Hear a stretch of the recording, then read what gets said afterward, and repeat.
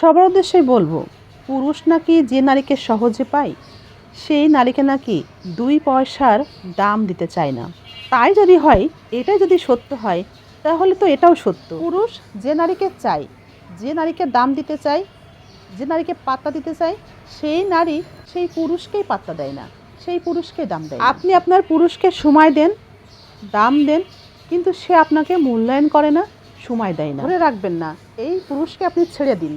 যেখানে সে দাম পায় না সেদিকে তাকে ছুটতে দিন। সে ছুটতে ছুটতে ক্লান্ত হয়ে যাবে। আমরা যেমনই হই, সত্যবাদী হই আর মিথ্যাবাদী হই, আমরা সবাই আশা করি অন্যের কাছ থেকে ভালো কিছু পাবো।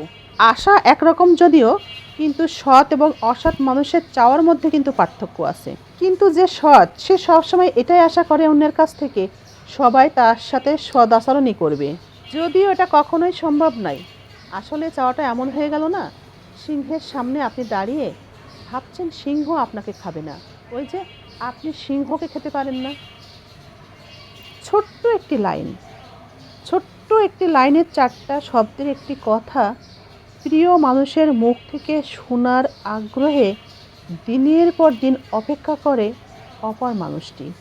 প্রিয় মানুষের আমি তো আছি, এই একটি কথা অপর মানুষটির হতাশাকে উড়িয়ে দিতে পারে। কিন্তু আশ্চর্যের বিষয়, অনেক প্রিয় মানুষ তার প্রিয় মানুষটিকে সাহস করে এই কথাটি বলতে পারে না।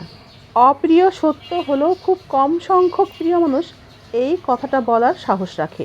আজকাল অনেকের প্রিয় মানুষের ডিপ্রেশন বুঝতে পারে না, প্রিয় মানুষের মুড সুইং। সবার আমি তো আছি বলার একটা মানুষ হোক, এমন একটা মানুষ হোক যার কাঁধে মাথা রাখলেই পৃথিবীটা সুন্দর লাগে।